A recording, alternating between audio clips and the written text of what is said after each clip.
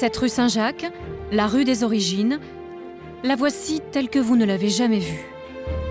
Nous sommes à la fin du 1er siècle. Cette longue rue qu'on appelle le Cardo permet de traverser toute la cité en 20 minutes à pied. C'est l'axe principal de Lutèce, ville nouvelle, bâtie en quelques années seulement, sur la rive gauche de la Seine, ainsi que sur l'actuelle île de la Cité.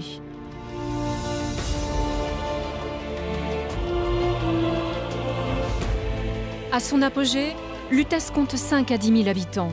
C'est une ville moyenne, enrichie par le commerce fluvial. Une ville privilégiée, que ses fondateurs ont parée de splendides édifices.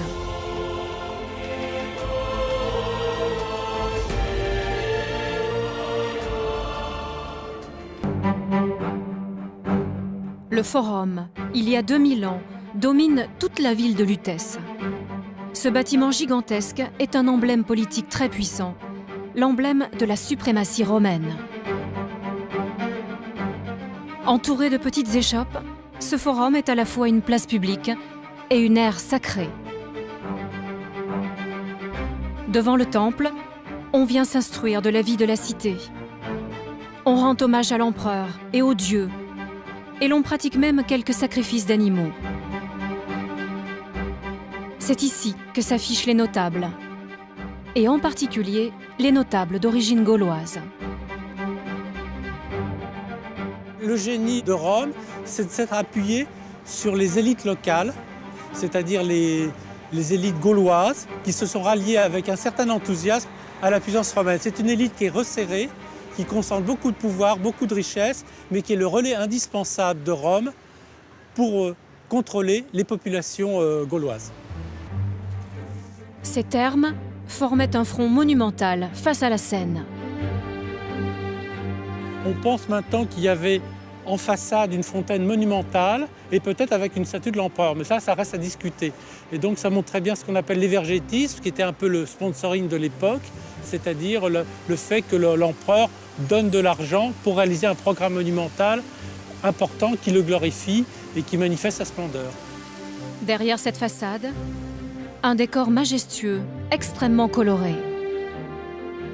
Les Lutéciens viennent ici se détendre durant des heures, car les thermes sont à la fois un lieu d'hygiène et de convivialité, un art de vivre à la romaine. Nous sommes dans le frigidarium, la salle froide, la plus vaste de tout le bâtiment. Aucun autre frigidarium en Gaule ne possède des voûtes aussi élevées, 14 mètres sous plafond.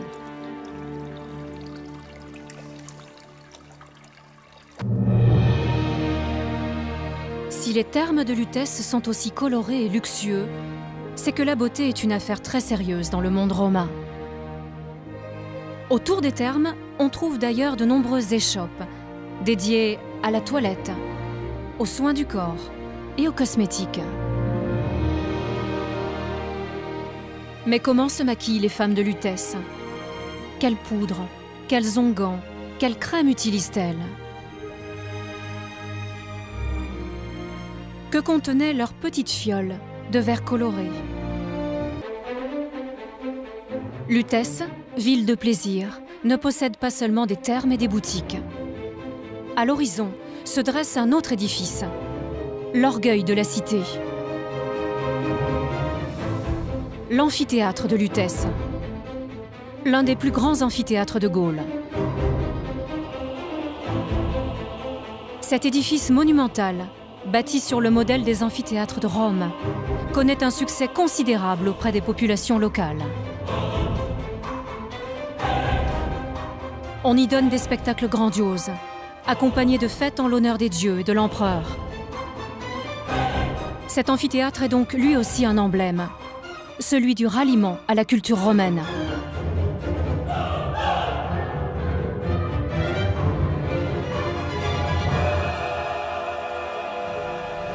On donne ici sur le podium des représentations théâtrales, chantées et dansées. Mais le clou du spectacle, ce sont les chasses de bêtes sauvages.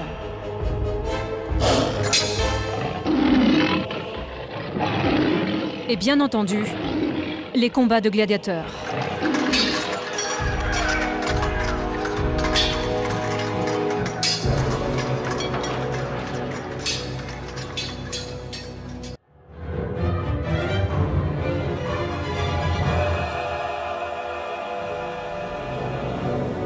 Les arènes de Lutèce, les voici aujourd'hui. Imaginons que nous sommes à Lutèce en fin d'après-midi. Les combats de gladiateurs viennent de se terminer. La foule des spectateurs reprend le chemin du centre-ville et se disperse dans les rues. Voici l'une de ces rues, très commerçante, avec de petites boutiques ouvertes sur l'extérieur. Boutiques de fruits et légumes, boutiques d'artisanat, boulangerie pourvue de vastes fours. Sans oublier les tavernes, où l'on vient discuter, manger et boire. De la bière, mais surtout du vin, introduit avec succès en Gaule par les Romains.